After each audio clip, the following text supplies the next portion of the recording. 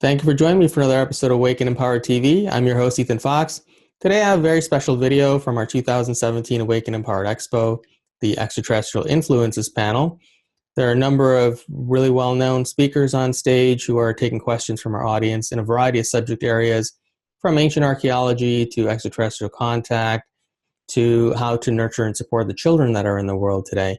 A lot of very fascinating topics. And on those, along those lines, I want to mention that we have our Seed of Life School summer program coming up this summer. It's going to be the first weekend in August, Friday, Saturday, Sunday, the first weekend in August 2018. And we'll soon be posting information on how you can sign your kids up for that. We'll have a lot of really interesting things for them to learn and experience there, and we'll be bringing in teachers from all over the world to teach these different subjects. So stay tuned for that. Follow our Facebook pages or even my personal Facebook page, and you'll be informed when the registration is open for that. We also have our 2018 Awake And Empowered Expo this September 7th, 8th, and 9th, 2018 at the Doubletree Hotel in downtown Detroit in Michigan in the United States. So join us for that. In the meantime, here's a little clip from last year's Expo. I have a son that I believe might have something special going on. He functions normally, he's brilliant, beautiful, but at night he sees things. He made a little stuffed animal that looks kind of like a gray, about this big, and he sleeps with it. He's very quick. Sometimes I'll look and he's there, and he just shows up. And he does have some of that language thing you were showing me yesterday. I want to nurture his gifts without scaring him. I don't know if you have any suggestions, briefly. Well, it's actually brilliant that you already know and are aware of his sensitivities. That's the first thing with any parent, is to actually see those differences and recognise them. Sounds like he's got a really good mum because you are listening, you're seeing it. And really just continue doing what you're doing, is to listen to him and hear how he articulates things, and if there's anything that worries him. I would suggest to, or say to you, have you had things happen as well that's made you more aware of your son and his gifts? I think so, yeah. Yeah, so, I'm not surprised, because usually that's the case.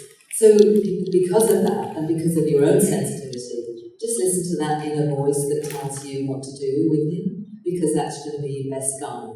Okay. Okay? Does that make sense? Yeah, just follow my intuition. Okay. Thank you. Can I add to that? Yeah, please. I have a son who was adopted, took him in when he was 3 years old. He had a very rough time, severely abused and neglected. And, if any of you have seen the movie Buck, it was about a gentleman who, in the 50s and 60s, him and his son, they were rodeo tricksters, and they were on TV, and the father was very abusive, extremely abusive.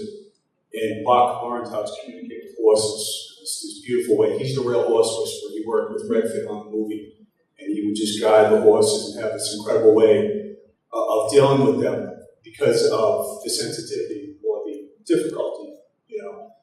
And what I did for my son was, put stars on the ceiling and sit and build cities out of cardboard boxes with them and play with blocks and always and buy him like 100 stuffed animals, and everyone has a new name, and it's create this environment of like comfort and safety around the heart and around gifts and around the specialness of your child, instead of, oh, the world is a scary place, or it's like, that's just a bad dream, son, and I'm here to love you and support you.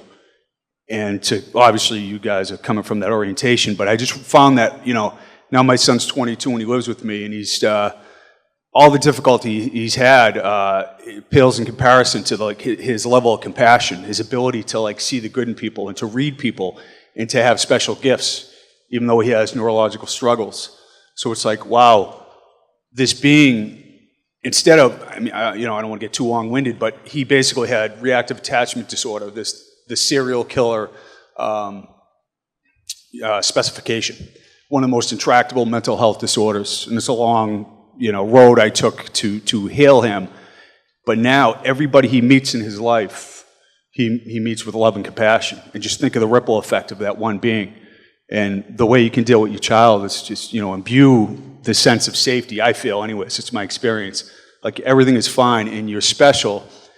And just really focus on the heart of your child more than anything else. And that's, and Ethan keeps bringing up ways of parenting, and I'm like, ooh, I could see, I just got to step back, because I'm a coach, I can be overbearing, like, oh, son, you got to do this, and I step back, and the blossoming is amazing, So I could see you guys are really great parents anyways, and that's such a wonderful thing, the world needs that, but I just see the love you have for your child, and just do what you would want done to you as a child, right? Stars on the ceiling and stuffed animals everywhere, and it's just true. I'm a fake tough guy, but I cruise around with my teddy bear, It's it really, it's a meaningful thing to do, And thanks for being good parents. I could add a little to that. Just real quick. Yeah, so I'm mother of two very sensitive, gifted children in different directions. And one went towards the gift, and the other was so freaked out she ran away from what was happening. And I found that with her, questioning was a super great tool, because I taught her that we could sit together and we could question these beings that were talking to her about why they were here, who were they, what was their intention. And questioning requires a different vibrational stance than fear.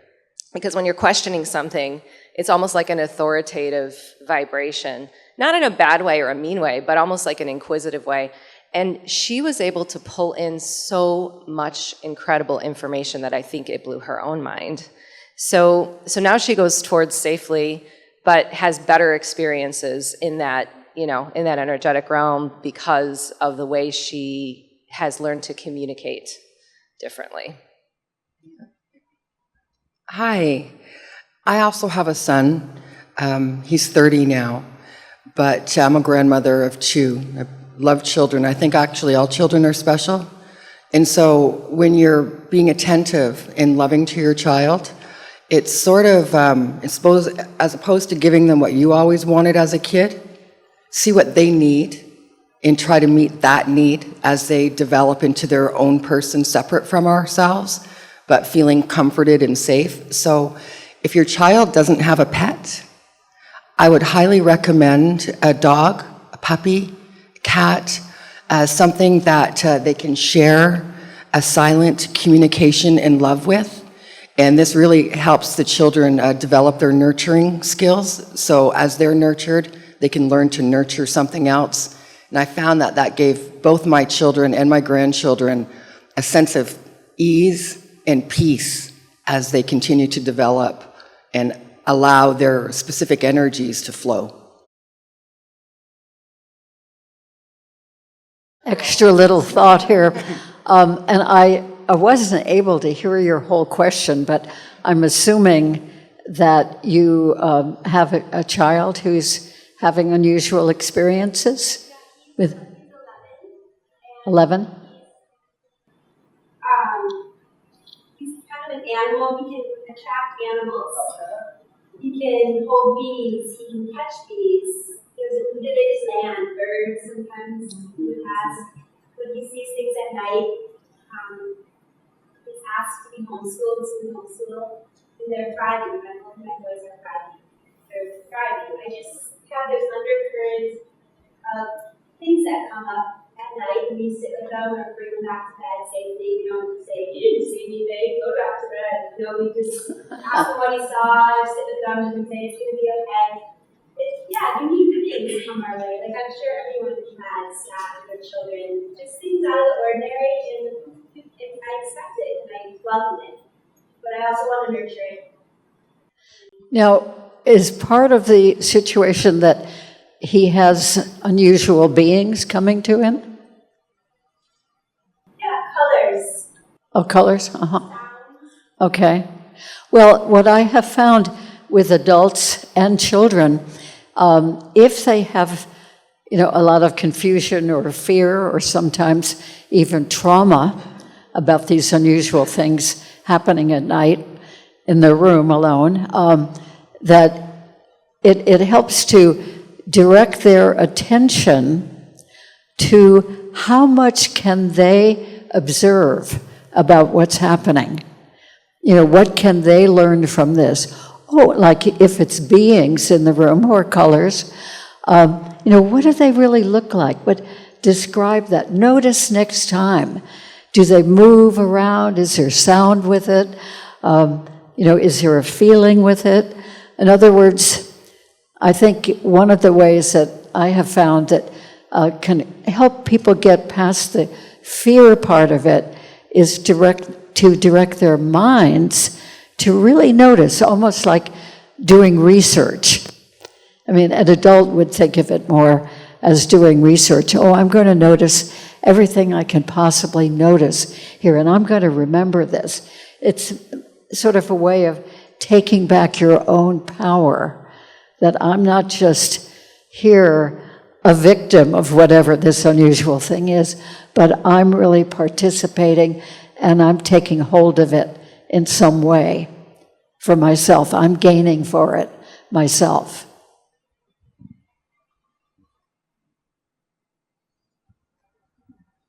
Good morning, everybody. This message is for a question for Caroline and Micheila. In your past channelings, lectures, interviews, you guys both talked about a 12th dimension and how the 13th dimension is being created as we speak.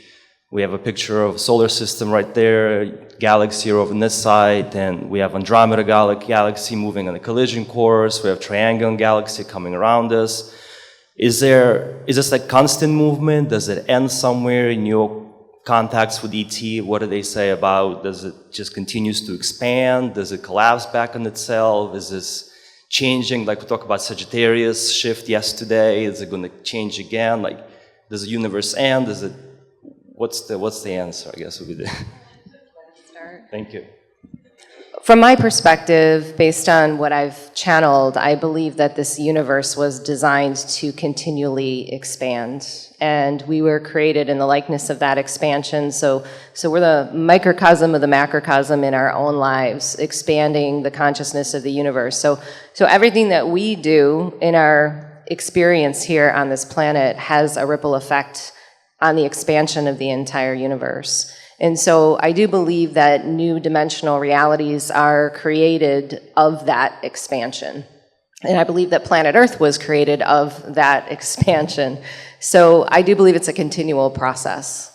I don't believe that it's going to collapse on itself. And we're not the only universe out there that this is taking place within. And I actually believe that there can be some overlap as well, that as we continue to expand, we're going to be able to tap into ulterior universes and communicate with that collective and continue to expand our dimensional reality through other universal experiences as well. So infinity is the answer.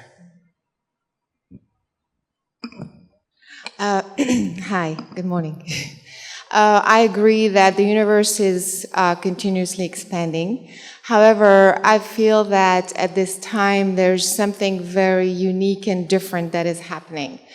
I feel and I see that the entire planetary system is being reconfigured. Speaking of grid, it's as if we talked about yesterday the previous grid being misaligned, being cut off from the rest of the universe.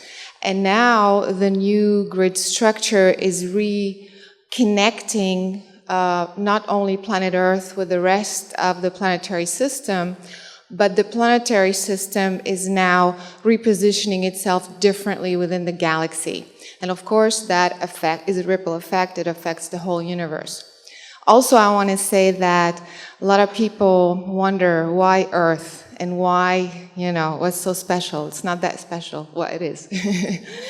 Well, actually, what's happened, without getting into too many details, but I believe that when a planetary system is created within a galaxy, within a universe, it's kind of like its immediate parent or direct umbilical cord is the planetary system and then the galaxy. and that connects it back to the universe. However, when this universe was created, and when this planetary system was created, something is very, very different about it.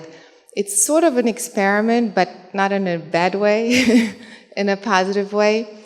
And planet Earth and this part of the universe, this part of the planetary system, had a different type of connection. Instead of going back to the galaxy and back to the universe, it had a kind of a direct link to the center of the universe, to the core of the universe, which makes it very different and interesting, because this means that whatever happens here on planet Earth is instantaneously affecting the core of the universe. You see what I mean? And when that happens, then whatever happens on this planet happens across the universe in a different way, in a more direct way.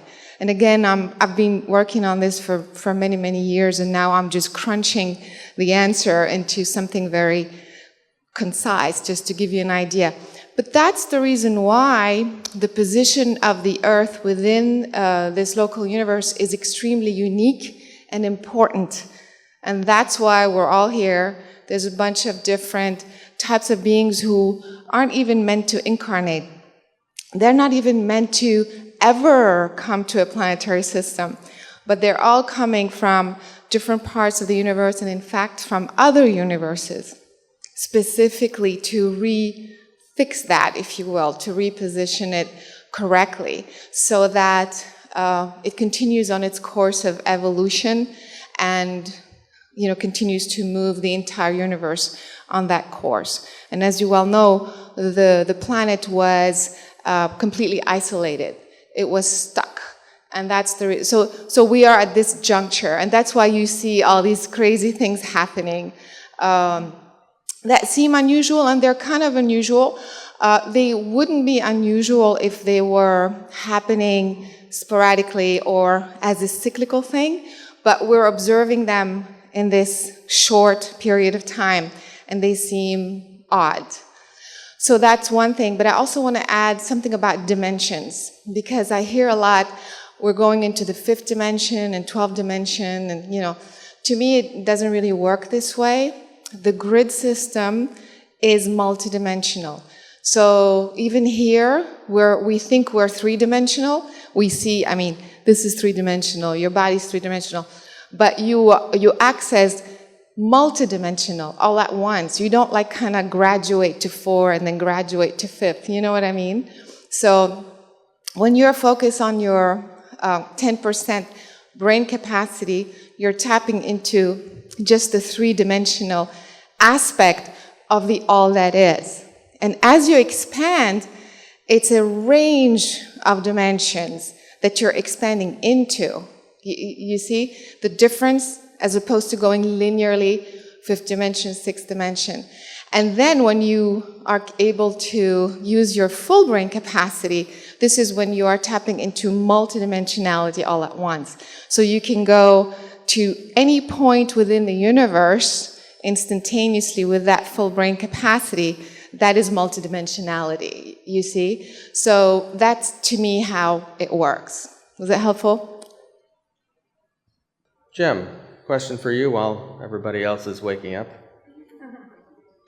What sort of concrete or even scientific evidence have you seen to support the existence of extraterrestrial life?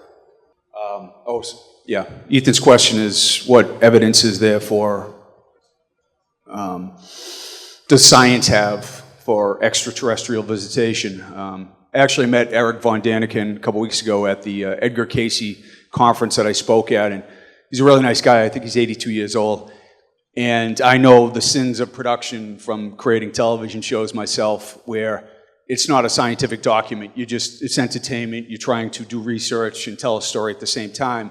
So people misperceive a theory. And Eric says, well, I theorized about that. I was wrong. I believe I'm correct about that. And when you hear his presentation, actually, it's quite impressive, all the information he puts together. And what I do is a comparative analysis of all kinds of sources, of the mystics, secret societies, Rosicrucians, Freemasons, religious documents. I do a lot of ayahuasca ceremonies, San Pedro ceremonies. I talk to indigenous healers, and I hear their oral traditions all around the planet, and I compare all those things, and they all give the same story, which I'll talk about later today, that Atlantis existed, Lemuria existed. They were giants and little people as part of the population. The original humans prototype was androgynous. Plato says all this as well, and that we got stuck in matter, if you will. And basically, there was a great flood about 12,000 years ago, the Younger Dryas impact theory, if you're familiar with that, that destroyed civilization, and the survivors came all around the world and repromulgated civilization. And some of those survivors are called the Shining Ones that showed up in Sumeria about 8,000 to 9,000 years ago. And the Sumerian civilization just right off the bat was extremely complex, and science has not been able to figure out why that is so. And the Shining Ones really have the hallmark, not of just an advanced civilization, but of extraterrestrials, if you will. And they are out, it's like a science fiction movie. When you read the interpretations, the Book of Enoch, the Akkadian texts, the Sumerian texts, and you find out that these Shining Ones were scientists. There was pest control and urban planning, and they did all these incredible things, just like happened in Central and South America when Viracocha and the Shining One showed up there, or in Ireland and other places. So all around the world, there are specific beings that are indicated as showing up and bringing civilization. And then once again, I'll get into that, some of the incredible geometry and mathematics that's been found in Sumeria, including cuneiform tablet Plimpton 322, which has just been deciphered after 100 years. It's a new form of trigonometry, and it's stunningly sophisticated. And the scientists are looking back and saying, wow, this is quite a thing. How did the Sumerians have this knowledge? And I will share my interpretation of it, or the historical facts that this androgynous being brought this information. And I will get into all that. I think hopefully you guys will find it fascinating. But for me, all the ancient texts speak of alien visitation. And then you have skull elongation all around the planet. My buddy Brian Forrester studies that as well. And it's just stunning. Like every isolated island, every place, even the Native American tribes, the royal leaders would elongate their skulls. Akhenaten, you see it in Egypt too. What are they emulating? Who are these beings? And it's really odd. There was a woman, her name, Karen Hughes. She was the lead counsel for the World Bank, and she did an interview as a whistleblower a couple of years ago, and she said these beings with elongated skulls are from the distant past. And this is a woman who's giving testimony about like banking crimes. And she says that these elongated beings, they have influence in the Vatican and in the banking system. And before the last ice age, they were extremely influential, and they were extraterrestrial in origin. And I was like blown away when I saw that. And hearing all the wonderful people here, you get this consistent theme that it's not so insane. Just think of the idea of the world is flat and how ludicrous that is. But think of the idea that we are the only life that's ever sprung up in a universe that's so incomprehensibly vast. So for me, I see the evidence everywhere. It's hidden in plain sight. It's in the texts. It's in the oral traditions. It's in the iconography. You see artifacts that are clearly, representative of different alien races. And frankly, I work with archaeological teams. I work with professionals. And I used to want to earn some credibility in their sphere, in their realm. And I'm friends with a lot of professionals, but I have to tell them I see a different version of reality. And as I'm a researcher, I'm an obsessed person who's into a mystery, and I have to go with my gut. And I have to, if I'm going to sit here and talk to you guys, I'm going to have to put my ego aside, my agenda aside, if I have one, and just say, this is what 30 years of research has taught me, that the story of humanity has extraterrestrial influences involved in it that continue to this day. And, I can't really, show you the crashed land, the spaceship that's crashed, but I could tell you I've spoke to a lot of Air Force personnel and police officers and people who are trained in observation. There's no question there are things that are going on. My brother Kevin served 20 years in the Air Force, and my father was in World War II in Berlin, and I understand the military culture and the secrecy, and have seen so many things and talked to so many people, I'd say it's incontrovertible that there is extraterrestrial life. And it's almost not even worth saying the obviousness of it, especially here. It's like, okay, that's our starting point. Now where do we go? But I understand people haven't awoken to that reality, But for me, as an independent researcher and somebody who is a fan of science to a certain extent, I must say there's no question that that's what I believe at this point.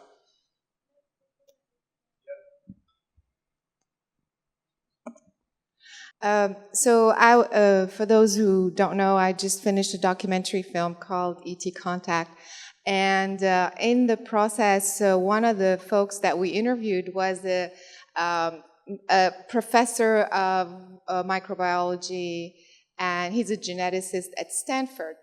And as we were talking, we were talking about the DNA, obviously, and he brought up something very interesting. He said, that there's something called Moore's Law. And I don't know if you're familiar with that is, but Moore's Law, excuse me, studies the complexity of a system. So they look at any system, like for example, an electrical system, how often does it double over a period of time? So, so they did that, and you can look it up, how it works, Moore's Law. And so they did that with the DNA.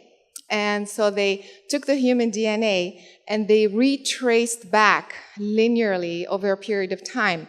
When was the last time that the DNA doubled in complexity? And that was 600 million years. In other words, the way the DNA is right now, 600 million years ago, it was half the complexity. 600 million years before that was half of that. Does that make sense? So they kept going back and back and back 600, because you see the rhythm, when does it switch? And so they kept going back to the very first time until it couldn't be double, it couldn't be double in complexity. And that point was 9 billion years ago. So what does that tell you? The human DNA is 9 billion years old. Hello? Planet Earth is how old? 4 billion years. So this means that the human DNA is older than planet Earth. And this means that if it's older than the planet, then it came from somewhere else. Does that make sense? So they were able to retrace that using the scientific method. And so to me, which of course experientially, I mean, we already know, and even scientifically, they know that we're not alone in the universe. But when this sort of evidence starts to show up, you start to look at things differently. That, okay, well, human DNA started somewhere else, could be anywhere in the universe, but not on Earth. Therefore, it was brought here. It got here somehow, somewhere, not from the Earth. Therefore, it was anyway of extraterrestrial origin. So then, that begs the question, are we all not from somewhere, you see? And then, of course, as you know, with all of you with your work, you know very well that we're meeting people every day. And we know very well they are connected to the stars for a reason. They're seeing invisible friends for a reason. The children remember where they came from. We know deep inside ourselves that we belong. Or why are we even asking the question, where did we come from? If it is a fact that, you know, our parents make us and we're a genetic code from our human parents and that's the end of the story, well, where does that question come from? The wanting, the need to look for our lineage beyond the earth. It's because there is something in our DNA that actually came from beyond the earth. That's what I believe. And so there's more and more evidence also archaeologically, like Jim was saying, but now when you put all these pieces together, You start to see more of this scientific evidence from all different directions, and you start to validate even more when somebody comes to you and says, I feel connected to this star system or what have you, or I have this past life experience or on this other planet, so on and so forth. You know this is real. And the more you see this evidence, the more you see of it, and you start to recognize that lineage. Other than I personally have seen, ETs in physical form here, but that's a different story, unless you want me to tell you. But I'll let others talk more about that. Also, the human genome DNA carries 22.2 strands of extraterrestrial DNA that our scientists for decades have referred to as junk DNA. And so that's all the empirical evidence that's required at this point. But the big philosophical questions that have bothered mankind for a millennium or two is, what are we and where are we from? So we do seek and desire to know where we're ultimately connected to. We can see quite easily that the chemical composition of the human body is that of any star. And it's just a matter of the physical manifestation into a carbon-based body on this particular planet. It's the consciousness that is malleable, adaptable to whatever the star system is. We go where we need to go until we make it back into the full, unfragmented wholeness of whence we came. And I'd like to add that one of the other things that I have heard is whistleblower geneticists that have said there is no question that we have been altered in terms of intelligent design, that certain parts of the genome and genes have been spliced and put together again, which is completely in line with this happening from some other intelligence, because they now can recognize it through the DNA and looking at the DNA in the way they do now. They are very aware. But this geneticist that wrote about this said, if I spoke about this publicly, I would be ostracized by my colleagues and forced to live in a tent. So there's so much you don't know, and we're not told by mainstream science. One of the two scientists who first sequenced DNA, Crick was his name, he talked about there's no question he believed there was alien intervention, what he saw, and that was actually quite a while ago. And that's just another, when you're in an individual specialized field and you see something, you just don't get support anyway. You're like, wow, this just doesn't fly. But if you do a comparative analysis of all these different fields, a different story emerges, especially if you're open-minded and you can see it. And this, I had read about him, and I didn't know there were other scientists who joined that. Yeah, and I'm not too well versed in genetics, but when you look at the evidence, it's quite compelling. It really is pretty straightforward. And also, at this time in history, we have the technology to do selective DNA. We can clone, we can choose the eye color, hair color, and other physical attributes of a human. It's really not that far-fetched to understand that we can tinker ourselves now, and most likely we will. And so we have to be careful where that manipulation begins to either suppress our natural ability to expand our consciousness and develop.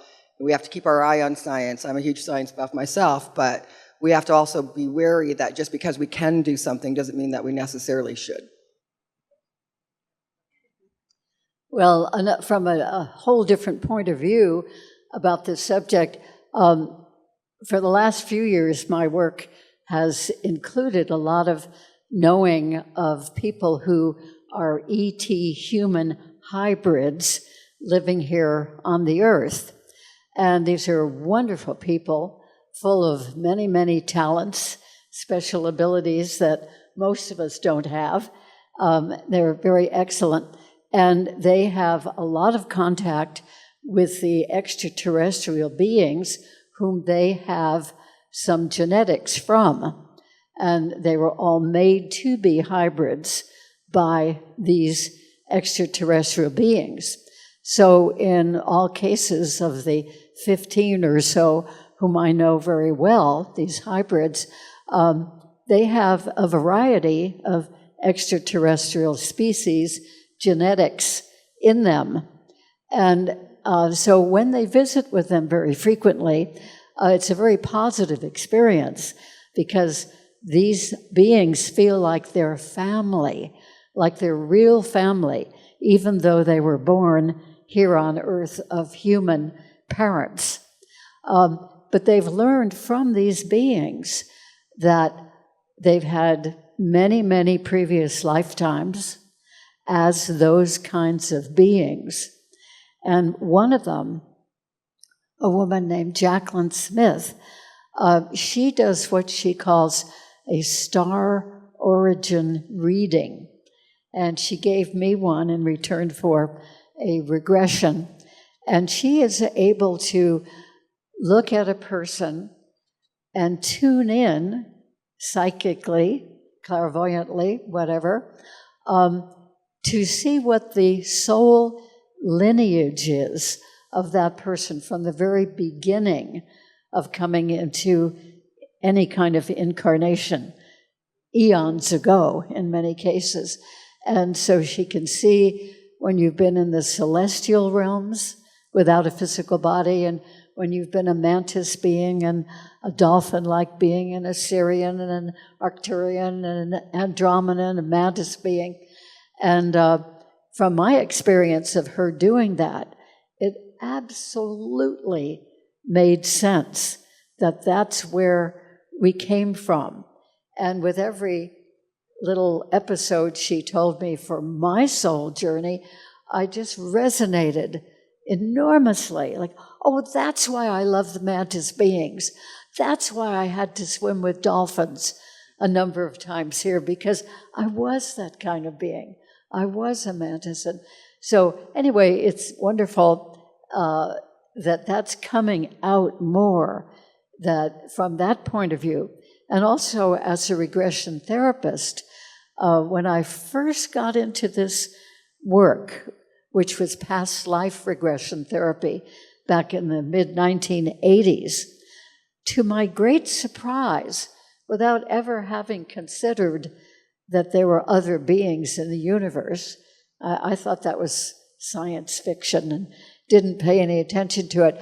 But sometimes in regressing a therapy client, I would find that that client had had a previous lifetime as another kind of being on a different planet. And so that began to sort of open up my scope of thinking about things. So I think that we all here have had an amazing heritage, which really isn't amazing, but from our little tiny human point of view, everyday life, knowing everyday people we know, it seems pretty amazing, but we're all from somewhere else. I feel convinced of it.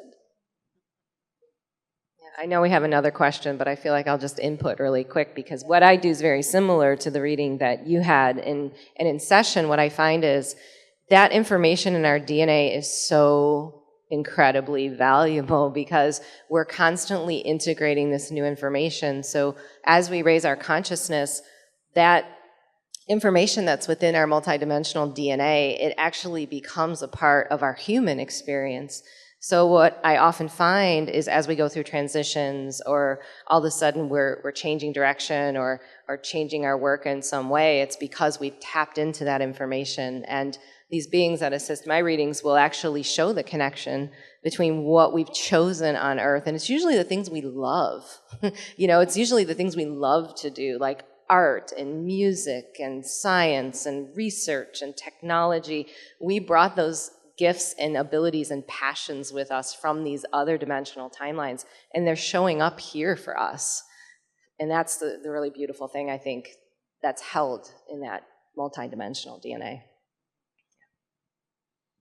So it's interesting, my question's related to what Barbara and Micheila, what you just said. I'm interested to know if any of you have researched or spoken with people who have what they think is a walk-in experience. I think that was very common in the 60s and 70s. And I had that sense of myself until I heard Carolyn speak yesterday, and I thought, well, maybe perhaps it's just another aspect. And if in fact it's coming from a much higher dimension or off planet, it can have the feel of a walk-in because it's so different. But in fact, it's not a walk-in of something different, but an aspect of ourselves.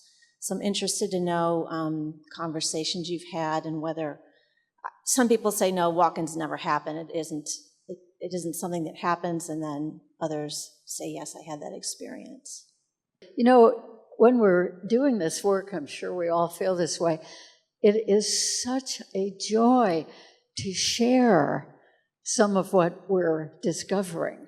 I mean, I just can't keep it to myself, and I don't have a lot of people in my daily life to share this sort of thing with, so thank you for all being here and giving us a chance to share. I can see you're all resonating with that. Anyway, to address the question, in my therapy work, regression work particularly, I have come to know about 5 different people who are walk-ins. They have discovered that they are walk-ins, and I feel convinced that they are too. Now, some of them walk in from, not from an extraterrestrial lifetime or point of view, but they're walking in from a spiritual realm, and they've come here to do spiritual work. And of course, that happens sometimes when a person is married, a regular human is married, and then at some point in time, their soul has decided that it's time to go. It could be for a whole variety of reasons. Doesn't need to be that they're sick or they're depressed or anything, although sometimes that is the case. So one of these other beings could be extraterrestrial, could be a pure spiritual being, recognizes that this person is really through with life, even if in the person's 20s or 30s or 40s or 50s, still with a good number of years left to live, presumably, and they will make a soul exchange so that when the original human leaves the body, the other one comes in. So it has to be very precise timing. And then when the new one comes in, the new one looks the same because it's the same body, but acts completely different. And maybe it was somebody who was interested in, smoking and gambling and drinking, let's say, and then now has, with the new one in there, has nothing to do with that whatsoever, and seems to be on a much more metaphysical or spiritual path or service path, one way or the other. And so the family of that original person, thinking this is the same person because the body is the same, really has some adjusting to do. So one of these women who came in from the spiritual realm was married to a guy. He was a motorcycle biker and just kind of a regular fella, loving his motorcycle trips and stopping in at the bar and that type of thing. And she loved it. The original person loved it as well. And suddenly, one day, they woke up and she was totally different and wanted to meditate and wanted to pray and wanted to start teaching spiritual matters and didn't want to ride the motorcycle or drink a whole bunch anymore.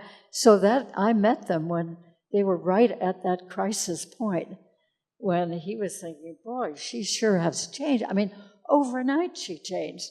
And she's thinking, I don't know how to deal with this guy, that we are really on different vibrations here. But anyway, it's a great honor, I think, that other beings are coming in and living in a human form without having to go through gestation in the womb and birth and babyhood and growing up through all the years. They can get right on with their work after the initial adjustment. Another thing about that I have found is that very often the walk-in, being new to the earth and new to all the viruses and bacteria and allergens, that sometimes they have difficulty assimilating our food and are allergic to a number of things. That doesn't always happen, but I've known a couple of walk-in people for whom that was true. And that difficulty might go on for years until they can get some good help with that and understand that they're a walk-in. And that's why suddenly all these difficulties started to arise.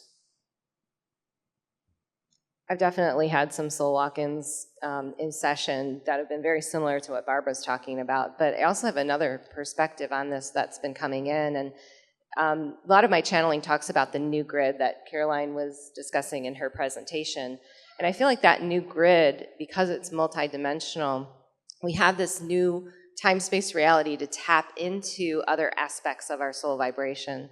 So we have this soul that's fragmented into all of these other timelines and lives, but we haven't been aware of what that information is.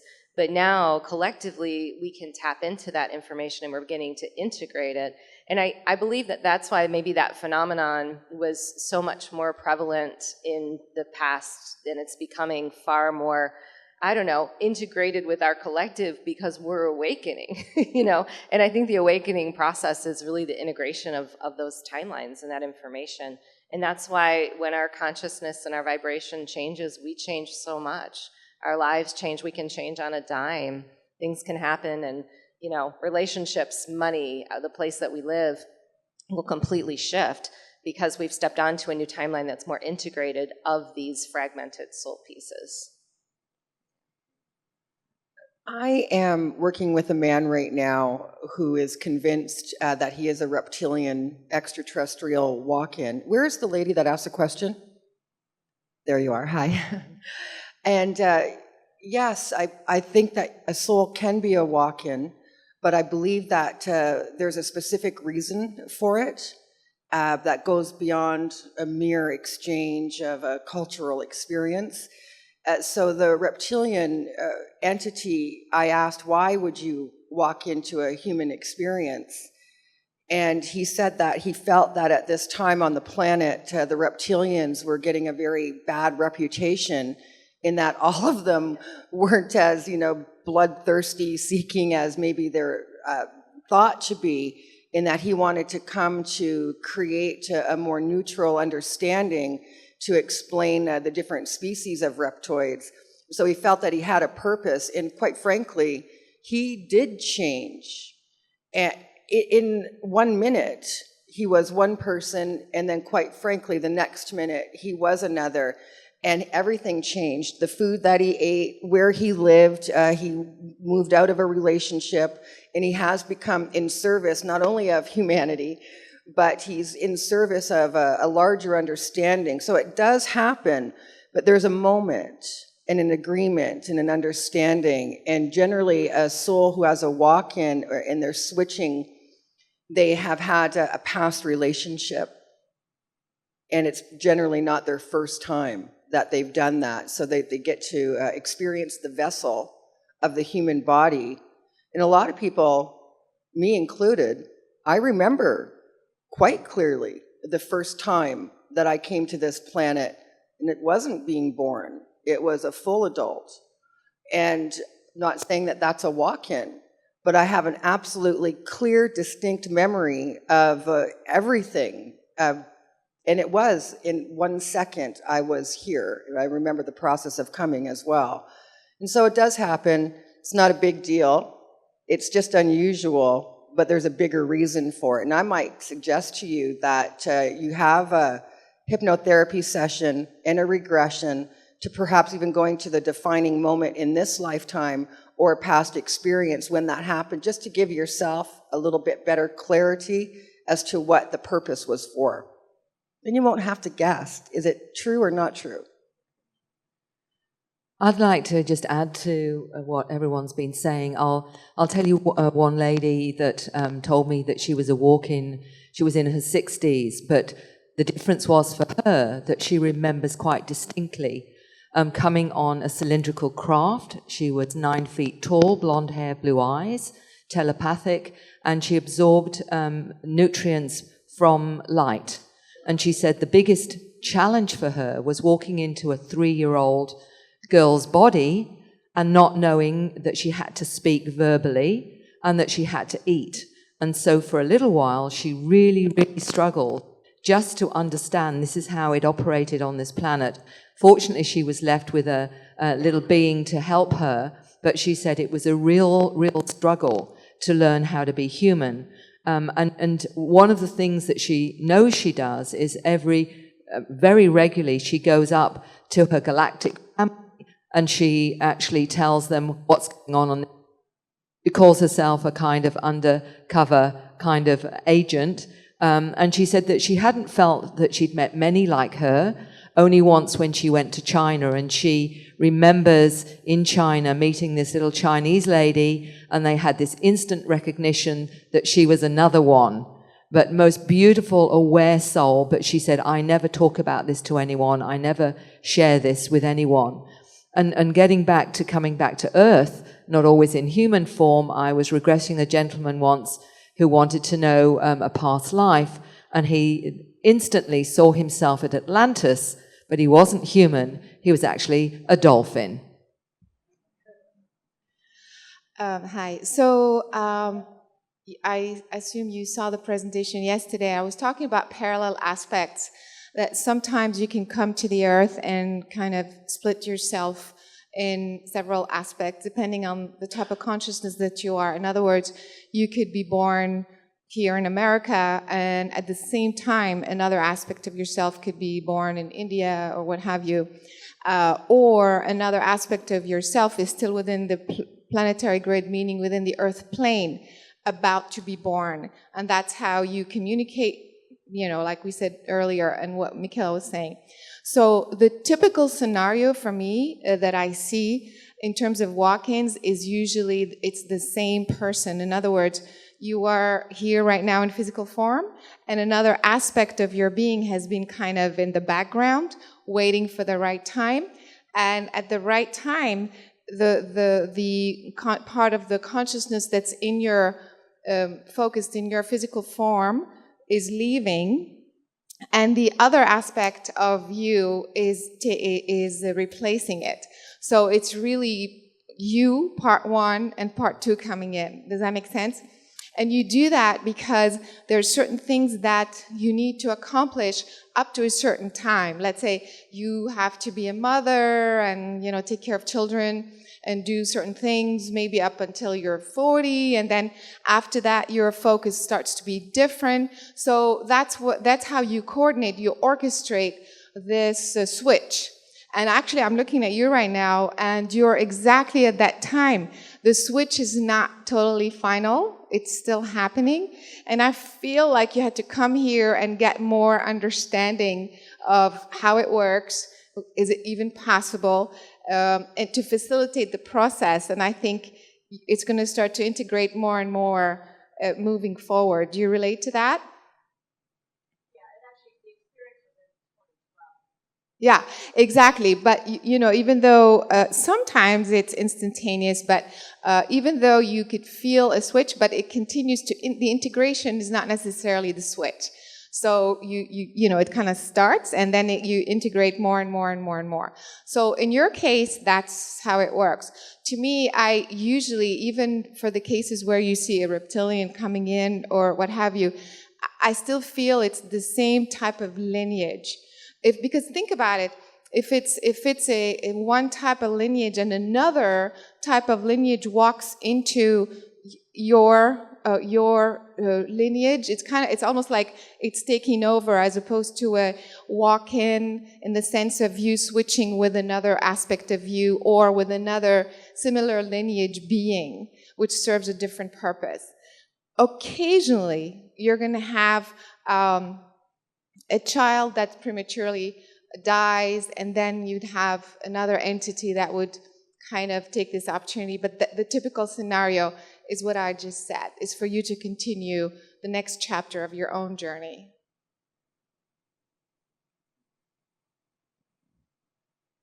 Just another thought on this whole subject.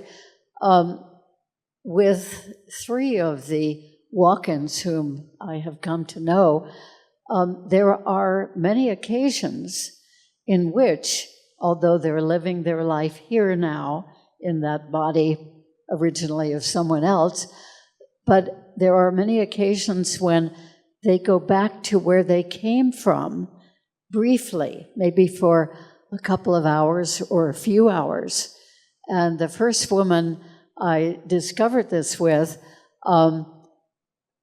was living in a woman's body, but she was quite a masculine sort of person in this woman's body.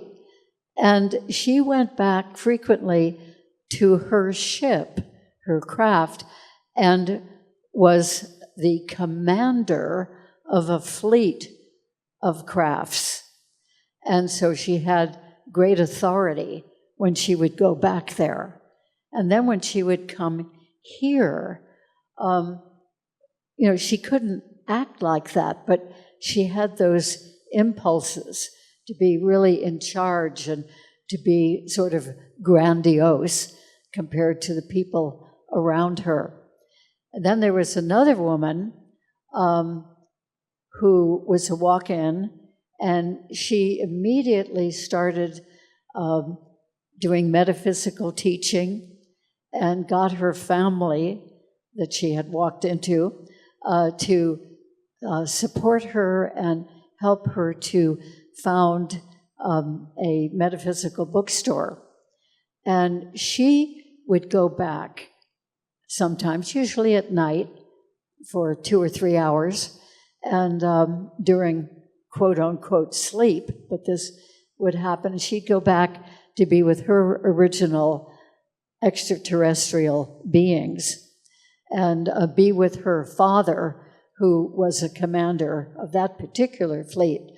And so she wasn't a pilot when she would go back, but she would be with that group of beings and bring back some of their perspective and some of their teaching in the work that she was doing here. So I think that's very interesting. This was back in the very early 1990s. Some of my earliest people I worked with in regard to extraterrestrial things, and I realized, wow, some people have a dual identity and actually get to experience that here and there quite a bit. My understanding is that the majority of living things on our planet were brought here from elsewhere, including dolphins and whales. And so my question is, how are dolphins and whales assisting humanity in the ascension process? I'm intrigued by this topic because, according to my spirit guides, I had a previous life as a cetacean in the Sirius star system. So anyway, I'm really excited to hear about your answers. Thank you. That's an interesting question. And I've worked with the dolphins and whales, and I consider them to be collective energies that are Atlantean, that were in a timeline split and took a physical manifestation here on Earth because they had an assignment here. And I often experience them as working with the harmonic frequencies of Earth. So they're so very close to the crystalline core, and they exist in that crystalline structure of water because they can access very easily those harmonic frequencies.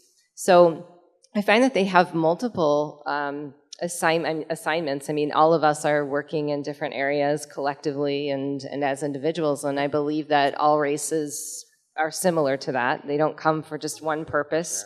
I think they have many. I think many of them are working with healers here on the planet and have direct communication with healers to assist in those harmonic adjustments. I think some of these collective energies are working within the core of Mother Earth to assist us with transitions, because these new grid alignments that are coming in, they're an adjustment for our physical structure just as much as they're an adjustment for our energetics. Because as we energetically transition, there's a catch-up that happens here with our resonance and the way we're connecting more collectively, and just how we talked about a moment ago, tapping into these other timelines and soul vibrations. That's a lot of information to integrate. And I believe that they're here assisting us in that integration from a harmonic standpoint with our frequencies and helping us to balance those. Right before you asked your question, I was going to make a point, and then I just was guided to just get back and just let the question be asked. And I was going to talk about dolphins. And Edgar Cayce said in Atlantis, dolphins were kept as domestic pets. And when I was younger, we had an aquarium in my town, and for the woman who ran the tank and trained the dolphin went out with my brother. So she let me, as a young boy, show up every day and play with the dolphin. I was kind of a strange, sad little boy. My mother was really mentally ill, and so I was really drawn to this dolphin, and I would play with him every day. I'd pass the ball, and he'd smile and look at me, and I would tell my father that this dolphin is basically giving me information. And of course, I'm blue-collar town. My father's a union pipe fitter, and but he was very loving and very open, and basically allowed me to transform into what I am today, hopefully embodying contradiction. And I could really feel that viscerally, that this dolphin was communicating with me. And I remember years ago, I met a woman called Almeen, if you've ever seen her in spiritual circles, and she said that the whale and the dolphins circle the planet and make sounds that allow procreation to take place on the planet. Now, I don't know if that rings true or not, but I always found that really kind of a fascinating thing. And there are many sources that talk about these beings coming from elsewhere, Sirius or other places, and it just rings true to me. They're really high beings, and just working with this dolphin, it was so wonderful. I got this Curious George ball. I had like lazy eye surgery. When I was a kid, my brother got me a Curious George doll, and he's older, my brother Steven. And I'm doing a moving job a couple months ago, and I saw this ball, and Curious George is riding the dolphin, right? And it was like, it's like this sacred object to me. I'm looking at it, and the guy's like, "You want that ball?" And I'm like, "Yeah, I definitely do." So I went down the hardware store, and I got it reinflated. It's like a Norman Rockwell scene. And I just look at that dolphin. It means so much to me. And I just know myself that the dolphin is a high being that's joyfully trying to help us remember who we are. That's the best way I would put it, We don't have to overthink the problem. It's just like such a wonderful and free being that just wants to share joy, which that's what we're supposed to do. It's like, wake up, I don't know anything about the consciousness of dolphins or whales on the planet, but I do know this. A couple of years ago at an alchemical retreat off of Puerto Vallarta, I hired a village person to take me miles off the shore just to tour. And when we were miles away and I looked in the distance and land was so little, I decided to dive off of the boat, not with a whole lot of forethought. And into the water I went, and I came up with a mouthful of water, and I blew it high in the air, and I said to the other ladies on the boat, "Look, I'm a whale." And a whale surfaced right beside me, and I was like eye to eye with this whale, and for 45 minutes it went under our boat, and it could have flipped us like that. This boat was hardly safe. It could have flipped us at any moment, but I do know this. I was filled with joy. I felt pure, unconditional play and love, and without any research or anything at all, I can tell you that was an extraordinarily special time. And whatever these people who know more about the dolphin and whale lineage than I do, I know that I have a child's perspective of complete love and play with them. So. I would just like to say from a lot of my research that what I've come to understand is they're extraterrestrials. They've come here and they do have homes elsewhere, and they are highly conscious and aware. But my own personal experience was actually swimming with a pod in Hawaii, and I remember the feeling that I had when I was looking and we were getting closer to them as I swam.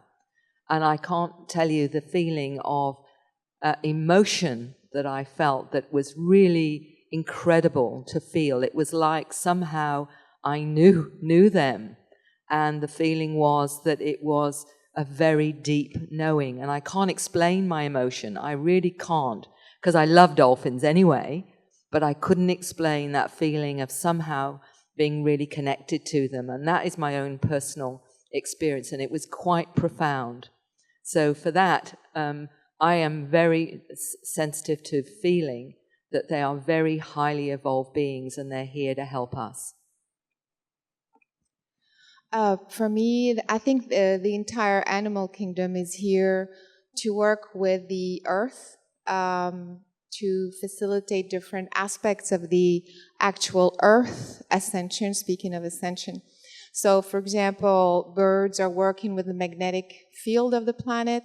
Other animals that are on 4 legs are working with the chemistry of the planet, the pulse of the planet, and of course the dolphins, being in the water, are working with the chemistry of the water, molecular structure, restructuring of the water, and God knows how much we need restructuring of the oceans and the water. So in general, that is how they're rebalancing, restructuring the earth as a conscious being, and that in turn affects our consciousness and facilitates our awakening and our connection. It works with the new grid system to realign all these pathways. So that's how I believe they are in an indirect manner facilitating our ascension process. However, they also, dolphins specifically emit a sonar, a type of tone that is a kind of coherent or in resonance with the tone of the universe. It's kind of like, it's that stillness tone that is beyond the 3D frequency range, and because of that, when we are in proximity with dolphins, and because of that tone that they emanate, they spontaneously through resonance, they're kind of readjust or rebalance our own brain channels and our own tone. So that's why we feel emotional, because it's basically reconnecting with the universe, just like that. So that's why I feel they play a hugely important part indirectly through the earth and also in this direct manner. I'll just add one thing, and that the dolphins and whales have chosen the water on our planet because it's a crystalline structure, and they're telepathic beings, and they're used to working with crystalline technologies. And so the water on our planet is, in essence, a crystalline technology for communication. And we know this because it's within our bodies this way as well. And we know we can communicate with the cellular water in our bodies and make dramatic change. So imagine those beings in the cellular connection to the earth, which is the water, communicating with that water, affecting the planet. And that's truly the way they operate to assist us. Just another fun little note. When I was swimming off the coast of the big island of Hawaii for about 6 summers, every June I'd go over and join together with Joan Ocean. Some of you might know her, a wonderful, wonderful woman. And we would do workshops, and I would do regressions and so forth, and we'd swim with dolphins every morning. And she was so comfortable and so familiar with, for years, of swimming with dolphins, that she was able to really play with them. Now, these were wild dolphins that would come in from the open ocean. They weren't in a pen with people who could touch them. We were told not to touch them because our bacteria would be harmful for them. And the ones in captivity, apparently, that you can go and touch and play with, have to be inoculated, have to be inoculated every day with antibiotics. I hadn't known that. Isn't that awful? Anyway, the wild ones don't have that. But they would really be very playful, not with me, because I wasn't that accustomed to them, but Joan Ocean and a couple of her friends would dive down, and they would come and turn somersaults, and she'd bring a little ball with her, and they'd toss the ball back and forth, the dolphin with his nose and the human with the hand. And one time she said the dolphin came when they were playing. There were a whole bunch of dolphins, and one of them bumped into her by mistake, and she swears she distinctly heard the dolphin say, "Excuse me." Yeah. Not with a human voice, of course, a dolphin voice, because they can make kind of squeaking sounds. So this one said, "Excuse me," after he bumped into her.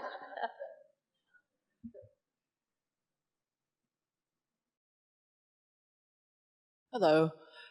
I wrote my questions down. In regards to the kids today, two questions actually. I'm a teacher. I teach students with emotional and behavioral problems. So they're definitely dealing with a lot of karma and probably as multidimensional beings adjusting emotionally, mentally, all of that. Given all of that, one question is, what's the difference, you were talking between letter children and hybrid children? If there's, what are the subtle differences? Would they present themselves where that's identifiable? I'm curious. And my second question is, the more I'm learning about hearing, what we're talking about this weekend, kids are not benefiting from the current educational system. What can I do while I'm still in that system that would best address the needs of these kids? Are there specific tools or strategies that might increase their involvement or engagement, or is there anything off the top of your head that, short of starting my own school or being part of Ethann's, what can we do from within at this point in time? Love them. Emotionally disturbed children and kids, teenagers that have a lot of issues, they generally don't have a lot of love in their life.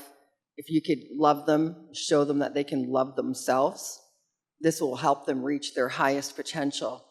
I know it sounds easy, it's just love, but that's everything. That's the prime motivator.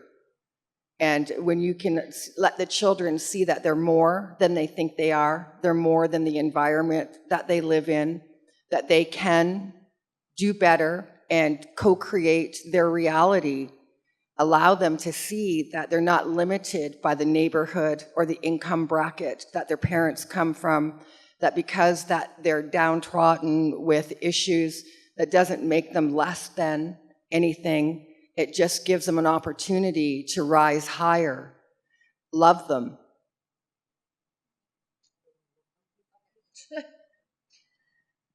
I just want to say that from a different vantage point, I believe that we have so many of these children on the planet right now that exist that are struggling because the system has to fail in order for it to be reorganized into something that fits now who we're becoming. And we can see that in almost every area. Look at our medical institutions, for example. They're failing us. And the reason they're failing us is because there's an uprising of things that are going to replace that structure in order for humanity to continue to evolve. So it's difficult for us from a soul perspective to watch these children struggle, but that's why many of us are here to support them in our own unique ways. And oftentimes we have to just resort to the fact that the more we live in our truth, the more vibrational effect we're going to have on these kids, because we can't force the issue. Sometimes in physical, we want to do something to deconstruct it and break it down and make the change, but the inner transition that we're walking and us being embodied in that transition is why they came to connect with you. So there's no mistake, you're in that environment right now, in the situation that you're in, seeing what you see, because in some way you're a conduit for how that energy has to shift. And it shifts through their connection with you. You're empowering them through who you are and who you're becoming, not what you're doing about the situation. And it's almost like a mind play that we're trying to mold and shape right now. You know, we're so in our heads about what we're going to do, but I say this all the time. I think right now on the planet, it's about who we're going to be, because who we're being is forcing the vibrational change that's causing the crumbling of these structures. So to almost put a different perspective on it, I don't think it's good that children are struggling, but I think that there's a collective of children that are here to force us to create new pathways and avenues for them to heal and grow and change and create and expand. When you say that, though, I mean, when you're saying that, new pathways, is there actually anything tangible that you've got in your mind that is helping? I know your weekends that you were talking about coming up next summer. I mean, these are telekinesis and spiritual gifts that you're going to teach, which currently in the system, it's algebra. It's not exactly moving the pencil across the table. Yeah. So I guess I just wonder, it's frustrating knowing that transition is years down the road, pieces here and there, but is it just expanding their mind, giving them more open times to come up with creative? I'm like at a loss. It's crazy. Oh, I'll let the other experts who work with kids talk about maybe technologies or techniques, but I mean, I feel like ultimately it's difficult when you're in an old timeline trying to bring in new concepts, because the guidance will always say when people ask this question in a live session, they'll say that the only thing you can do when you're operating in an old material timeline is to bring your new consciousness to what exists in that timeline. And what begins to happen is energetic shifts take place, right? But see, we forget that everyone has free will, right? Because souls in this, we operate in universal law. So every being that is in your collective right now, the children, the teachers, the educators, the administrators, they all have free will, right? But we have people that are within these old timelines, such as yourself, with a new consciousness, not because they're meant to do something specific. You're going to do all the right things when the time presents itself, but because of who you are, right? And what you believe and the way you approach these children and the new thoughts that you bring in, the emotional support that you give them, it's a different vibration. It comes from a different place. So you're actually bringing in the new grid vibration into an old timeline. And it's very subtle. And I think that sometimes we feel the desire, the guilt, right? The responsibility, the heaviness of the situation, the desire to change it. And we don't realize sometimes the very large changes we're forcing energetically with who we're bringing or how we're bringing ourselves to the timeline, right? What we're bringing to the timeline. So I'm going to pass it to whoever has specific technologies. Yes. Well, for me, this is the big one. This is our future we're talking about here. And I believe that there's many levels to the orchestration of the programs to help these children that are coming in. And many of those asking the questions like yourself are the new ones, because you wouldn't be asking this if it wasn't the case. You already know that something has to happen. You already feel it and sense it. And I meet many educators across the globe now who are contacting me saying, I see these kids in my class. I know they're there. How do I help them? And there are a number of educators. One of them, in fact, I've written about in my latest book, and she's created a curriculum for them. And I can actually put you in contact with her, a lady that said she herself was one of the new ones. And the interesting thing is I'm finding it right across the board. Nurses that know there has to be a new way with healing. midwives that know they're birthing the star children and know there has to be a different energy. So the mere awareness of that means it's changing. It does, like everything else, it's subtle until I think the 100th monkey, when all of a sudden everybody gets it. In the meantime, just recognizing it and using that awareness that you have to recognize these children. The teachers that are aware are writing to me and saying, I can see them in the class. I know which ones they are. And they will find themselves behaving differently. The great thing with the kids is that they recognize it too. They'll recognize it as one 9-year-old wanted to talk to me and I said, why do you want to talk to me? And he said, it's because of your frequency. So there you have it. They will see from your frequency, they will know you're more open, your response is going to be on a non-verbal level. They are aware that you want to help. So this isn't because they're not unconscious, they are extremely conscious, and they will know from you that you're trying to help and what have you.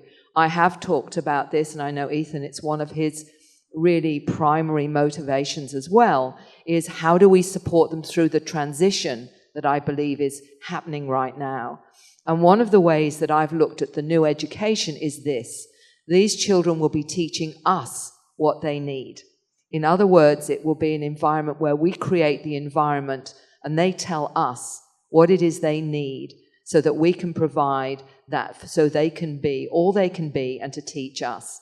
So it's going to be a reversal of roles for a start, which is a completely new way of understanding this because of their awareness, because of what they're learning off-world and how they understand that. Really, it's the environment that we need to provide with love and support so they can do what they've come here to do. So that in itself is a completely new way of looking at how to support them. But the mere fact that you are who you are with the frequency that you have, these children will come to you. They will know that you understand. So, we try to think of all the ways we can do this, but your intuition, your sense and knowing is all that's you're going to need to guide you. You're in the position because you know what to do, if you know what I mean. I think it's a bit tough to try to shift the system or do things that are alternative within the system. So if I can recommend something that's something practical that you can perhaps begin with, and I'm not sure if you're already doing that, but working with so many people, helping so many people get through blocks and emotions as they are older now, I noticed that in their childhood, the root cause is always unresolved emotional block. So if you I would say, if you can begin to help them work through the emotion. In other words, instead of, if they're very angry or sad or having a fit, instead of simply trying to calm them down, which is good, but try to kind of understand or help them go through the emotion to figure out where it's coming from. You see what I mean? So it's like, tell me what you're feeling. Why do you think you feel this way? Do you like feeling this way? You know what I mean? Like, get them to understand their own emotions rather than, try to save them or And I feel that the more you do that, the more they start to understand themselves. And the next time they get into that rage or that anger or what have you, they kind of learn to accept it and go through it, as opposed to being confused or pretending it's not there or looking for answers outside themselves. You see what I mean? These are small, practical things that you can do within the system without, like teaching them telepathy and, all that stuff. Because I feel this work is extremely important also to develop their psychic skills. But I think, unfortunately, all of that type of education is outside the system. So perhaps in some cases, I don't know if you can recommend it or I don't know, but there are educators that have created programs for children to develop the psychic abilities and things like that. But I think within the system, you can do a lot with this emotional charge, which ends up being a huge problem if they're not worked through at this age. Does that help? One of the things I'd like to also say is it brings to mind two things. One of them was a mother writing to me about her daughter, who she said was telepathic from birth, was tuning into everybody, and this became more and more obvious as she got older. And she said her biggest problem, the little girl now was 3 years old, and she said, and she's still reading my mind, she still knows everything I think. And she said, you know, the hardest thing, Mary, is watching my thoughts, because my daughter is picking them up. And to follow on from that, and this is the crucial thing here about us evolving with the children, is I did a regression with a young lady of 13. And one of the things that she told me was, Mary, my biggest problem at school is this. My teacher often is saying one thing, but she's actually thinking something else, and what she's thinking isn't very nice.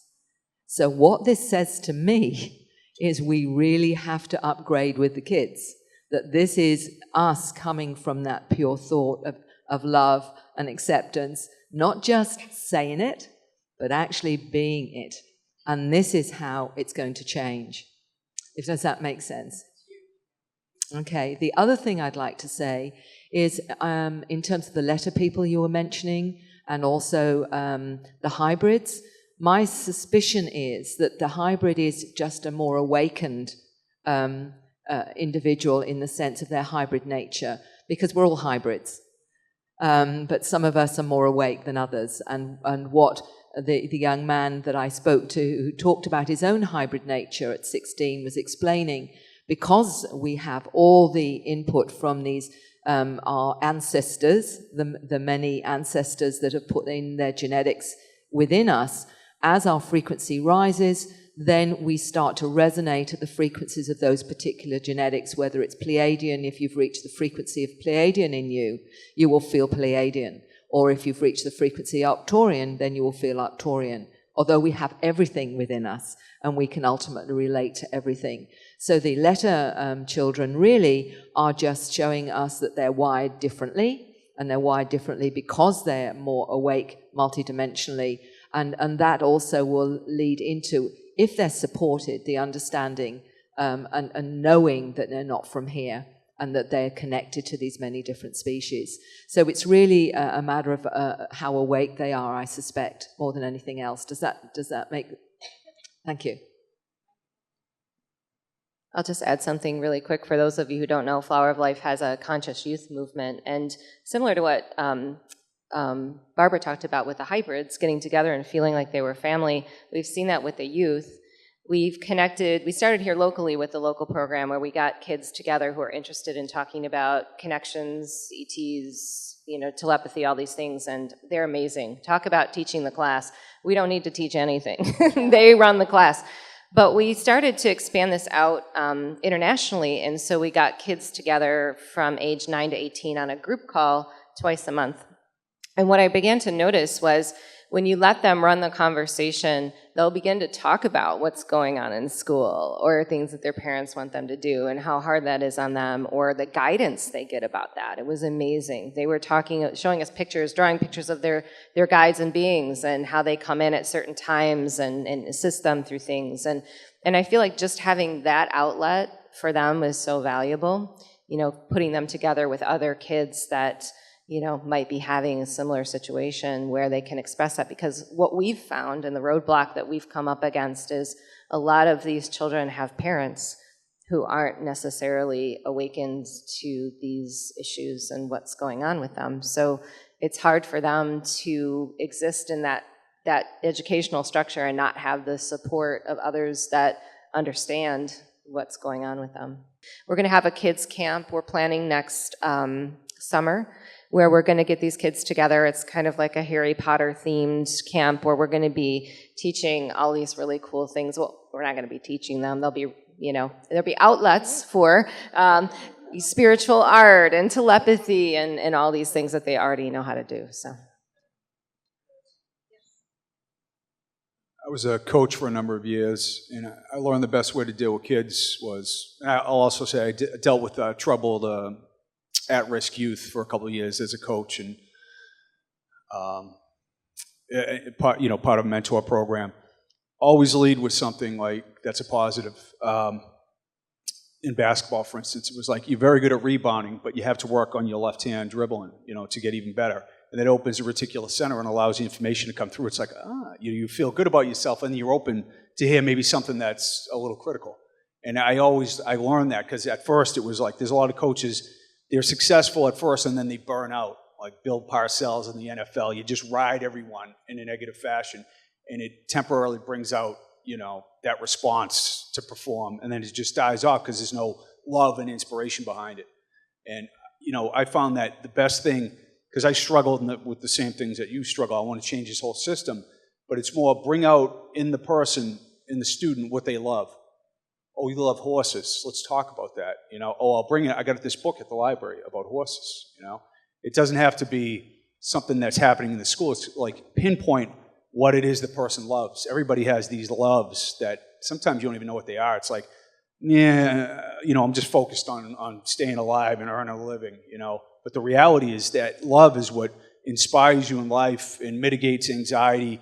And you look at our society and the opioid crisis, I see that as a side effect of a dehumanizing society that doesn't appreciate what people love and fit, the curriculum so they can embody that in their life. I love building stone arches and stone towers in the middle of the woods and things like that, like the Lord of the Rings, and it's just what I love. And, I do it on the weekends or after work, and I had to cultivate that within myself. So with your students, maybe just tap into, you love something, and it might take a while to unmask this, but what is it, I just love geology, or I love rocks, or I love the ocean. And that will carry them through this difficulty if you can help facilitate that. That's what I feel anyways, for everybody, what is it you love, That's the thing, that's where you're connecting with the divine. It manifests in this human form by that inspiration of what you love. I think that's, to me, I found that to be the most important thing to bring out in people and to connect with them on that level.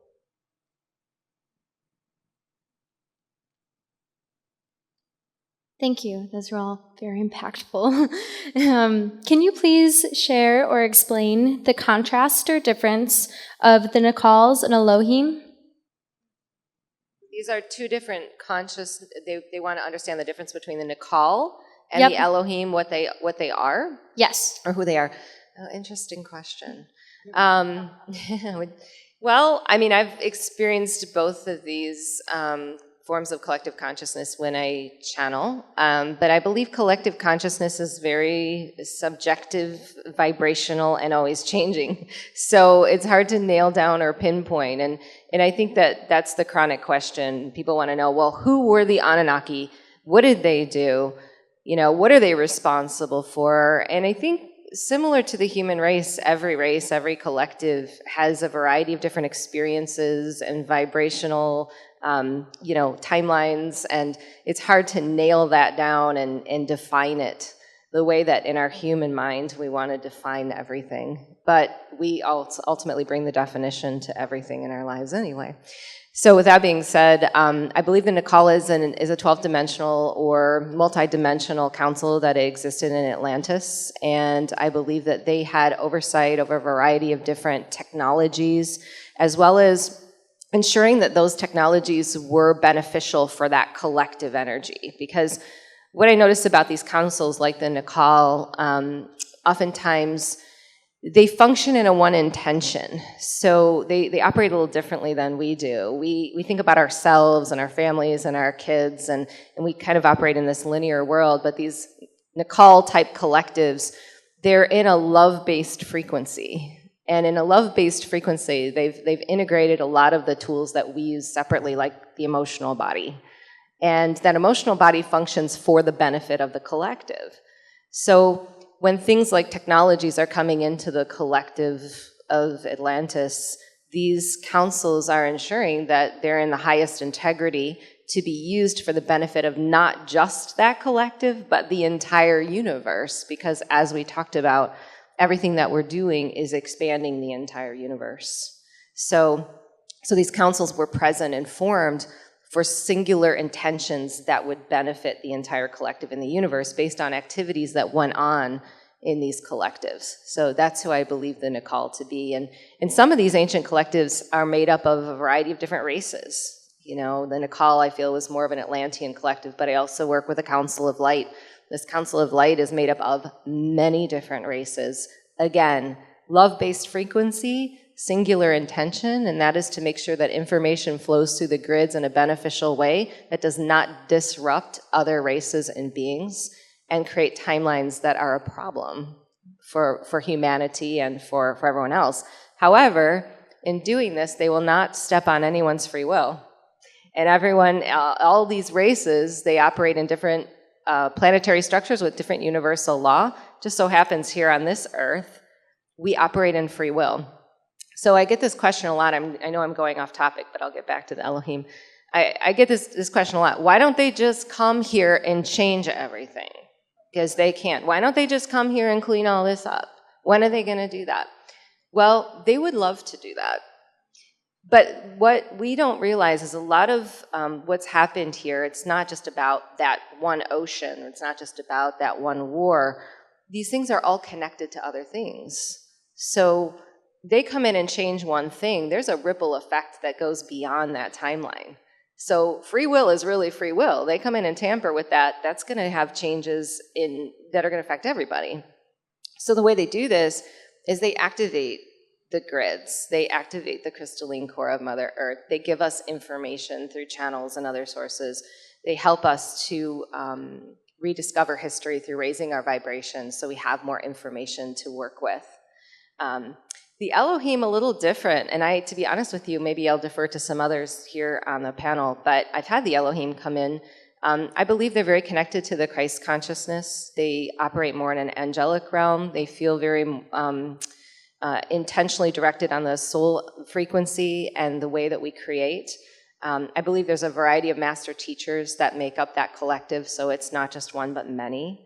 But that Elohim energy, it's almost like a trinity, like there's a three aspect to it that always shows up for me. Like we sometimes think Father, Son, Holy Spirit, we know this whole three pattern trinity energy. That Elohim operates in that energy, but it often will pull in information about our inner creative source and how we work with that at the soul level.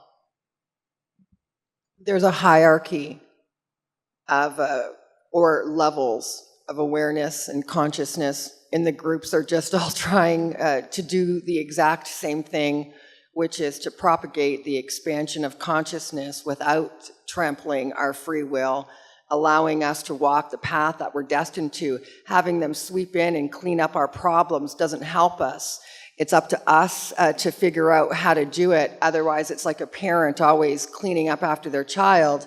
In order for the child to be self-sufficient, it needs to learn to clean up after itself. And so they have to understand their place. They just can't come and take care of our issues for us. It's the learning process. But I agree that they're more of the celestial, higher than what would say an extraterrestrial bands past the big Virgo cluster, where you see where certain extraterrestrials come down all in different densities. I think that the Elohim are celestial and more angelic, and the others are a council to advise. I think the first group is more of a planetary consciousness, also maybe connected to Atlantis and Lemuria and that sort of thing, and they do feel like a group kind of planet assisting the planet in the governance, I want to say. But the Elohim are more universal, feel more of the spiritual order, more shifting the spiritual consciousness as opposed to attending to material needs.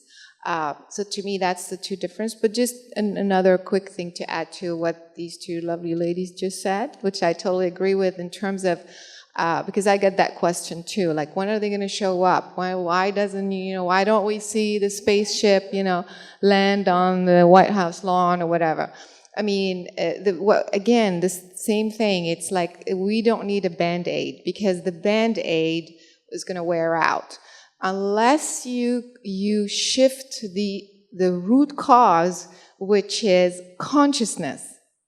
Consciousness is the one that created the misaligned politics. Consciousness is the one that created the misaligned educational system. Consciousness is the one that created the misaligned healthcare system. You see what I mean? So fixing the healthcare, fixing the war, and fixing does not work. So that's the reason why you have to go back to the core, fixing the human or shifting the human consciousness, elevating it to a much bigger universal level. That's the only way, and that is, of course, free will. So that's the reason why they can come all day long, and they are coming, and they are here, and they are here. Look around. Assisting and teaching and supporting and shifting and grid aligning. I mean, it is happening. But again, it's unless we begin ourselves on an individual level saying, okay, what can I do today to shift my consciousness to the next level of awareness? It could be a very small thing. Maybe usually I go and park my car without thinking about my neighbor, or just silly things like that. Just think about it. What can you do today on an individual basis to do something different, to elevate, to go to that next level of consciousness? If you did that, and your neighbors did that, and the whole county did that, and then the country did that, and the countries did that, that's how we're going to get out of this. Not always looking for someone outside ourselves. I mean, let's take back the power already.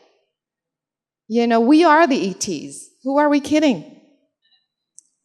Right? We have scientific evidence. The scientists keep telling us it's impossible not to have, and so we are awakening to our cosmic heritage. We know it. I think we need to get past that topic. And you know what I mean? And kind of become the ETs or become the consciousness, evolved consciousness that we really are. That we are global citizens, we are galactic citizens, we are universal citizens. You know, so I think the more we kind of talk this way, the more we become this way, the more we emanate that energy, the more it, we're now spreading that resonance. And that's how we can help others. That's how we can shift others. And so I feel that, I don't know how we got onto this subject, but with the Elohim, but you see what I mean? And I don't know how many of you are sensitive. I think a lot of you are, but do you feel as I'm speaking, are we not shifting? Seriously, that's all that we need to do. Because with that, all the openings happen, the guidance happens, the clarity happens, the healing happens, the awareness happens, the ascension happens, you see. So it's actually quite simple. It's all about love. I don't know how I got on that, but.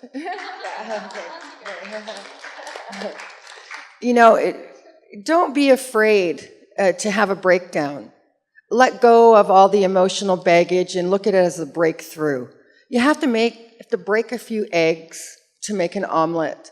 And until we take that step to break down the barriers of emotional acceptabilities and social acceptances, we won't be able to do the work, which is the healing. And when we're healing and coming from a place of personal empowerment, we won't have these emotions that are running all over the place and dictating how we're supposed to behave in the world. When we understand the specific energies of the human body in correlation to the planet, as we heal ourselves, we're healing each other, and we are in this together. And we will do it together, not with some external source coming down. We can self-correct. Hi, and thank you. For those of us on our path of awakening and evolving, I have seen in groups that a part of their process is an integration of resolving the karma of all of your metasoul aspects. So for those of us who haven't made it yet to that point where we are in contact with our past lifetimes yet, is that a piece for everyone that's moving towards a 5D ascension path, that we will all download those pieces of the information from our old lifetimes to resolve that karma? Is that a necessary piece? I think, so just I want to clarify what you're asking. You're asking, is it necessary for us to continue to hold karma to be in a new grid structure here on the earth, or a higher dimensional experience? Well, and to awaken to those Mm-hmm. past lifetimes, to have the awareness and download of the old karma. Right. Because I'm definitely at the place where I've made awarenesses of what has happened in this lifetime, and I've gone into a state of allowing and a state of personal forgiveness of self and of others. But I have not made it yet to that point of having those awarenesses of my prior lifetimes. So is that piece of resolving past lifetime karma consciously, is that a piece that those of us on the ascension path are all going to experience?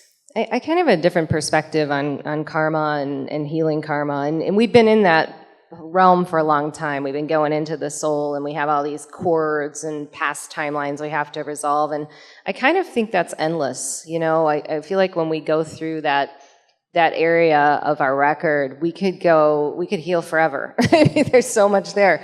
But I don't look at karma as necessarily negative. I describe it this way. I believe that we come with intentions, and I believe that we make collective decisions. So as we transition off this planet, or we come here from another dimension, we have intentions that we hold. And these intentions are actually for us to grow and expand, because we're vibrational beings. So humans like comfort. They like to stay stagnant. They like to stay safe. They like to know what's coming next. But if we were to be that way, we would never continue the expansion of the universe. So we have to come with these, what I call ascension codes, which hold karmic experiences within them. So as a planet revolves around these ascension codes, we're triggered. And we have this intention that comes up. It's energetic, okay? So we mold and shape our experience through our perception and response to it. So what happens oftentimes, we have these karmic situations, we create density around the karma. So I believe that density is different from karma. And I think that density is that thick emotional material that we hold onto in the karmic experience that keeps us blocked from the information we need to continue to ascend. So I don't necessarily feel like we're ever going to fully work through the karma. I think the karma is actually purposeful and important for us to have to continue this growth and ascension. But where we have to focus, similar to what Laurie was just saying about the emotions, is we have to get a grip on the way we walk through the experience with a new consciousness. Because what's happened here in the past is we've walked through karmic experience with a very material density, very material perception, very singularly, not feeling connected to source, not supported by source. And we hold all of this density that is now fear-based energy within our structure that makes us fear karma and makes us feel like we got to rid all this stuff because we don't want to go through difficult times. But I think the fact of the matter is we have to go walk through experience and go through these times in order to continue to ascend. But we can walk through them with a new consciousness that doesn't accumulate the density that we've carried thus far. So what I believe as we continue to evolve, it's not that the karma goes away, but we're going to deal with the density better so that we can walk through this experience with a new perspective, continuing to ascend and not accumulating the density that holds us back. Does that make sense? I'm just going to add really quickly, as far as past lives go and clearing karma from them, it's already here. Whatever issues that you're carrying from the past life are in your present life. So you don't really have to go back. You just have to take an opportunity to begin to practice equanimity, the ability to remain calm among chaos, having emotional control, not being triggered. So karma is just giving you an opportunity to develop further. The idea of karma as a punishment or you get what you give, I don't really feel that that's entirely accurate or appropriate. But there is a next step. When we do have equanimity, when we are coming from a place of personal empowerment and are no longer judging other people or feeling superior or making somebody feel inferior, when you're confident and safe enough to be self-actualized, You begin to actually move the energy into what we call dharma, which is taking the responsibility to then teach and allow others to fully experience their emotions so that they can begin to gain a grip on them. It's the emotional energy that creates that density. That's absolutely true. The emotional baggage that we have stops us from healing. You know, we see people who are exhibiting anger. Anger's a mask. It's not real. And when you can look at the truth, what somebody's really feeling is they're hurt, they're embarrassed, they're scared. We're getting down deeper and deeper into the real truth so that we can look at the situation. Past lives are our current lives. All of those emotions are here right now. We have an opportunity to self-correct, to look at things differently, to begin to let things go, and sort of self-acceptance and forgiveness and responsibility. The past is just 1 second ago. It's this moment that counts, and the next steps that we take. This is how we shift. I don't know if you were referring to what I was saying yesterday in the presentation about parallel lives. Okay, I'm not sure.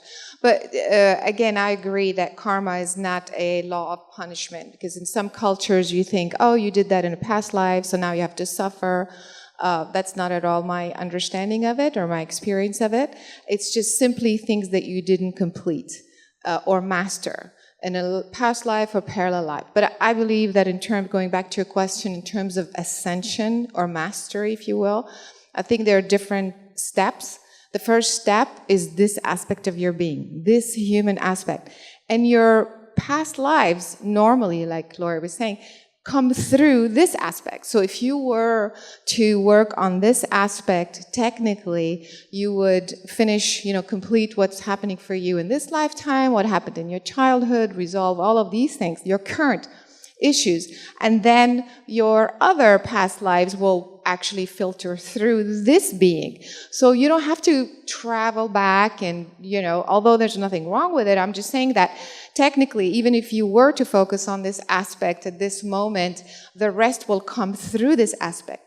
However, at one point, yesterday, I talked about parallel aspects, which is a different thing.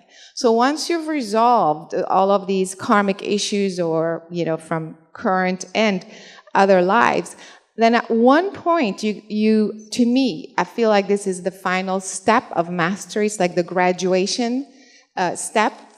This is when you become aware of your original consciousness, your original consciousness mass. And as you do that, you kind of become aware of parallel and all the aspects that you've had since the beginning of time as a human. So that's kind of more part of recollecting or going back to your original self, so that's kind of, to me, the final graduation, if you will, step.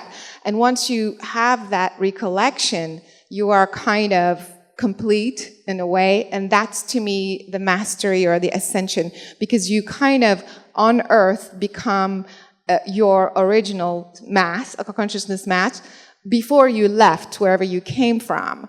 And that becomes, as above, so below. You become what you used to be, only in human form. Does that make sense? So that's how it works for me. I just make one more point that I notice in my session work, because I have a lot of healers that come to me for session, and we've been working in this karma and these past timelines, and it's been great because we've been able to heal things and emotionally connect to information, but again, it goes on and on and on, and what the guidance has been is that we're moving more towards activation for healing. So similar to what Caroline did in her session yesterday, we're made up of patterns in sacred geometry, and we continue to stay on these patterns and rerun our karma because of our consciousness.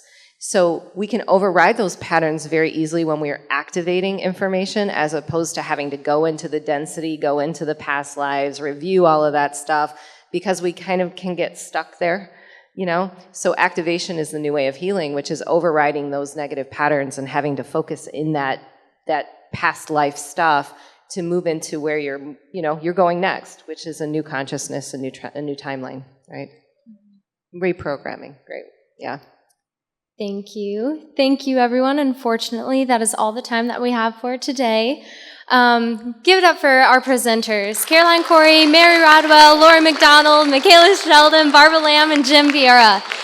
And thank you guys for all of your wonderful insight and contribution. It is such a pleasure having you here, and we are so thankful. I hope you enjoyed this special episode of Awake and Empowered TV from our 2017 Awake and Empowered Expo. Join me next week as I speak with another incredible individual who's standing on the leading edge and changing the world.